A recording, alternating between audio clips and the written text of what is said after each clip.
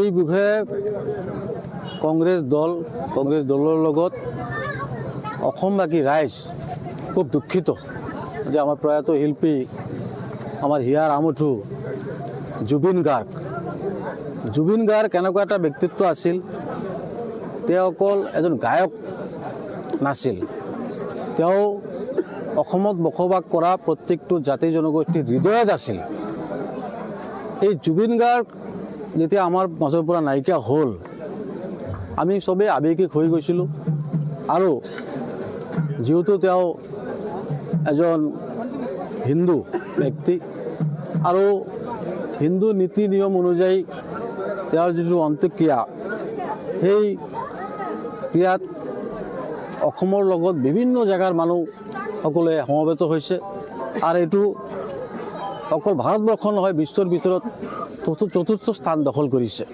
যে তাৰ দ্বাৰাই প্ৰমাণিত হয় যে তেওঁ কিমান জনপ্ৰিয়তা অৰ্জন কৰিছিল প্ৰত্যেকটো জাতি জনগোষ্ঠীৰ মাজত। তাৰপিছত লাহে লাহে অসমৰ সৰ্বসাধাৰণ ৰাইজে সন্দেহ প্ৰকাশ কৰিলে যে তেওঁৰ যিটো স্বাভাৱিক মৃত্যু, সেই স্বাভাৱিক মৃত্যু হোৱা নাই, তেওঁক মাৰ্ডাৰ কৰা হৈছে।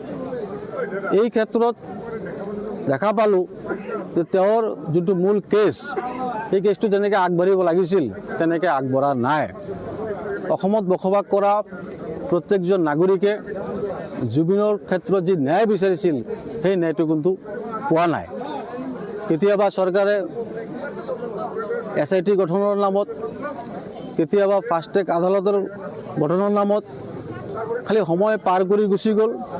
কিন্তু সময় পাৰ হৈ গ'ল, কিন্তু প্ৰকৃততে জুবিন গাৰ্গে ন্যায় পোৱা নাই। আজিও অসমত বসবাস কৰা প্ৰত্যেকটো জাতি জনগোষ্ঠীয়ে জুবিন গাৰ্গৰ ন্যায় বিচাৰে আৰু কংগ্ৰেছ দলেও ন্যায় বিচাৰে।